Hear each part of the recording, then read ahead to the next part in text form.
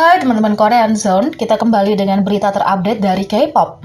Yang pertama, Kang Daniel berbicara tentang keseriusan kekerasan di sekolah dan mengaku bahwa dia adalah korban penindasan. Mantan member One One itu tampil sebagai bintang tamu di variety show KBS2 TV Problem Child in House dan berbicara tentang bullying di sekolah. Pada episode Problem Child in House yang tayang pada tanggal 6 April, sebuah pertanyaan diberikan tentang aplikasi baru yang memungkinkan pengguna mengalami perundungan di sekolah. Saat menonton klip yang menunjukkan pengalaman penindasan di sekolah di aplikasi, para MC tidak bisa menahan nafas karena kekerasan di sekolah. Kang Daniel terlihat lebih suram dan memiliki ekspresi wajah yang tegas saat menonton. Dan dia mengatakan, "Ini tidak terlalu buruk karena ini hanya sebuah aplikasi. Ini sangat lembut dibandingkan dengan kekerasan yang sebenarnya." Jung Hyung Don tampak terkejut dan bertanya, "Ini lebih buruk dari ini?" Kang Daniel selanjutnya menjelaskan, dalam aplikasi, anak-anak tidak memfitnah orang tua Anda, tetapi mereka sering mengutuk orang tua Anda, dan anak-anak itu jahat, dan mereka sangat cerdas. Anda tidak dapat menjelaskannya. Masalahnya adalah bahwa orang tua dan guru tidak tahu apa masalahnya. Mereka mengatakan ini hanya konflik antar teman. MC menambahkan, "Saya kira mereka memukulmu dengan cara yang sangat cerdik, jadi mereka bisa mengatakan, saya tidak benar-benar mengatakan itu penyerangan." MC terkejut ketika Kang Daniel menjelaskan mereka adalah orang yang sama, tetapi mereka membentuk hierarki. MC Kim Sok kemudian bertanya kepada Kang Daniel apakah dia juga pernah dibully di sekolah, yang dijawab oleh Kang Daniel, "Selama sekolah dasar, saya sering pindah sekolah dan saya sering dibully." MC bertanya-tanya mengapa Kang Daniel diintimidasi, tetapi penyanyi itu menjawab, "Saya tidak tahu. Saya kira mereka tidak menyukai penampilan saya."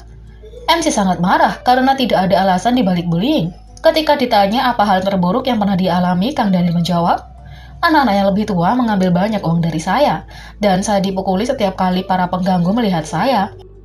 Ini permainan untuk mereka dan mereka membual tentang itu dengan teman-teman mereka."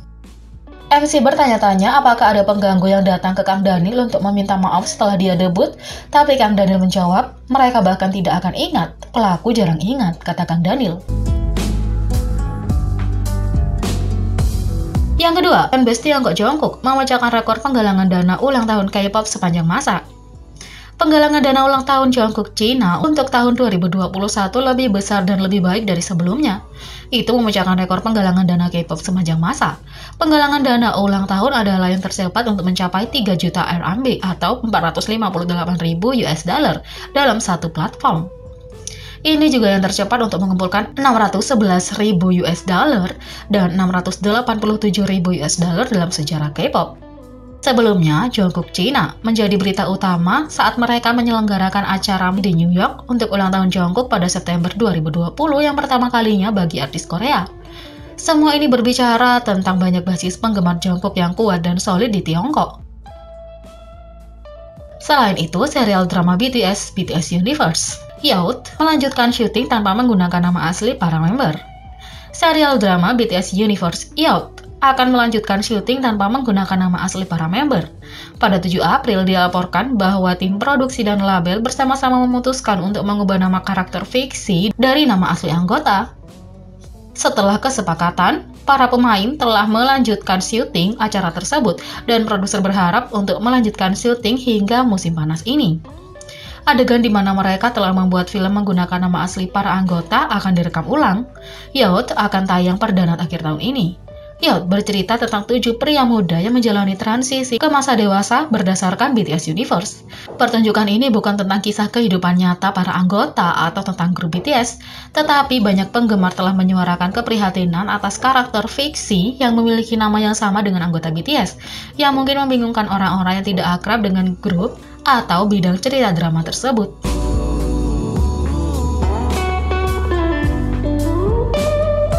Yang keempat, subpasangan Seo Ji Hye dan Kim Jong Hyun dari Crash Landing on You dikabarkan sedang berkencan. Menurut laporan outlet media eksklusif oleh Sport Chosun pada 8 April, aktris Seo Ji Hye dan aktor Kim Jong Hyun berpacaran. Seperti yang kalian ketahui, mereka muncul sebagai subpasangan di serial TVN terkenal Crash Landing on You sebagai pewaris cebol, Sodan, dan buronan Korea Selatan, Koo Sung Joon. Menurut kenalan dekat keduanya, para bintang secara alami mulai bertemu satu sama lain tak lama setelah menyelesaikan serial drama mereka. Kenalan lebih lanjut menyatakan bahwa Kim Jong Hyun jatuh cinta pada pesona feminim So Ji Hyun dan menunjukkannya meskipun dia berusia 6 tahun lebih muda. Kembali pada tahun 2020, Kim Jong Hyun juga membuat penampilan cameo di drama MBC Dinner Mate mendukung So Ji Hye dalam proyek terbarunya. Agensi belum memberikan tanggapan mengenai hal ini.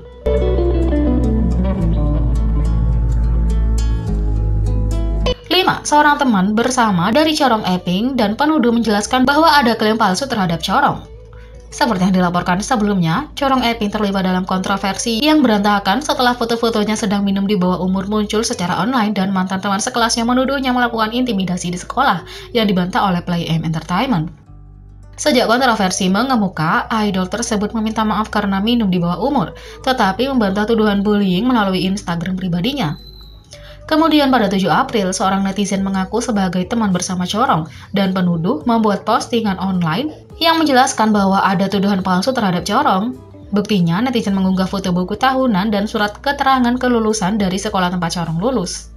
Netizen itu menjelaskan, "Saya sekolah dasar dan sekolah menengah dengan Corong. Saya juga berada di insiden yang disebutkan tentang Corong oleh penuduh Kim.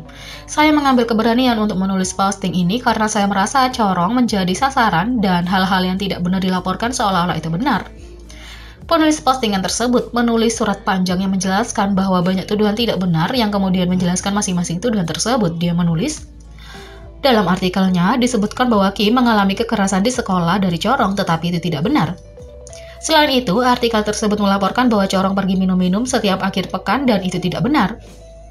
Anda mungkin berpikir itu alasan, tetapi jarang Corong akan bergabung dengan teman-teman kami untuk pergi minum. Dia juga tidak pandai minum. Saya pergi ke sekolah dasar yang sama dengan Corong dan Kim. Saya dekat dengan Corong, tetapi saya juga dekat dengan Kim. Corong juga dekat dengan Kim. Dari apa yang saya tahu, Kim dan Corong menerima bimbingan yang sama di sekolah menengah, dan mereka sering bertemu di sekolah menengah juga. Peristiwa yang diketahui saat ini bukanlah kekerasan sekolah dari Corong, melainkan hanya ada kesalahpahaman yang terbentuk di antara mereka. Saya ingat Corong menangis ketika berbicara dengan saya karena dia terluka oleh apa yang terjadi antara Kim dan dia. Saya memberitahu Corong bahwa kami harus bertemu dengan Kim dan berbicara tentang mengapa dia melakukan hal-hal seperti itu. Saat kami bertiga bertemu, saat itulah mereka bertengkar. Itu sebabnya saya mengalami konflik dengan teman saya juga. Saya ingat Corong hanya menangis dan bertanya, mengapa Kim melakukan itu? Apa yang diklaim Kim saat ini mengatakan bahwa teman-teman Corong memberitahu Kim bahwa Corong ingin memukulinya. Dan bagaimana Corong menyeret Kim ke gang, menamparnya dan menendangnya di tulang kering dan berkata, "Aku tidak suka caramu tersenyum pada saya, itu tidak benar." Selama bertengkaran, saya melakukan kontak fisik dengan Kim dan saya menyadari itu salah, namun tidak ada serangan kelompok terhadap Kim. Selain itu, tidak ada seorang pun di kelompok teman kami yang menyuruh melepaskan pakaiannya. Sebelumnya, di bulan Februari, saya menerima telepon dari Corong untuk pertama kalinya. Saya merasa tidak enak karena tampaknya Corong telah menderita selama beberapa minggu dan berhati-hati untuk membicarakannya. Beberapa teman kami yang lain dan saya berada di kejadian itu, tetapi apa yang kami ingat sangat berbeda dari apa yang didengar Corong dari Kim. Jadi kami memutuskan untuk menelepon Kim untuk memverifikasi karena saya merasa ada banyak hal menyimpang yang diberitahukan kepada Corong. Corong tidak ingin saya menelepon Kim, tapi kemudian Kim mengancam Corong dengan menuduhnya melakukan penyerangan kelompok dan mengancam akan mengakhiri karirnya. Jadi saya menelepon Kim baru-baru ini dan dapat berbicara dengannya karena kami dekat satu sama lain ketika kami masih muda. Namun, apa yang dikatakan Kim sangat berbeda dari yang saya ingat. Kim berkata kepada saya bahwa Corong sedang mabuk dan berganti-ganti pasangan. Kim terus menyimpang dari topik sebenarnya dan terus berbicara tentang cerita yang sama sekali berbeda. Saya mengatakan kepadanya bahwa Corong tidak banyak minum dan dia bahkan tidak bisa menangani alkohol. Ketika saya memberitahu Kim bahwa tidak ada serangan kelompok, Kim mengubah ceritanya dengan mengatakan bahwa hanya Corong yang memukulnya. Kim mengatakan kepada saya bahwa dia ingin Corong pensiun dan meminta saya untuk tetap bersikap netral, dan mengatakan kepada saya bahwa dia tidak akan mempengaruhi saya atau keluarga saya. Sejujurnya, saya marah karena kami semua berteman. Saya hanya menyesal tidak bisa menyelesaikan kesalahpahaman antara Corong dan Kim. Kim menerima permintaan maaf saya, tetapi saya tidak mengerti mengapa dia tidak menerima permintaan Corong. Alasan saya menulis ini adalah agar apa yang tidak benar terungkap, dan saya hanya berharap tidak ada yang menjadi sasaran hanya karena mereka adalah selebriti yang menerima terlalu banyak kritik dan siksaan. Jadi, bagaimana menurut kalian tentang ini? Beri komentar di bawah. Klik subscribe, like, share, dan klik lonceng. Mari kita sama-sama jadikan channel ini berguna bagi K-popers Indonesia. Sekian video kali ini, sampai jumpa lagi.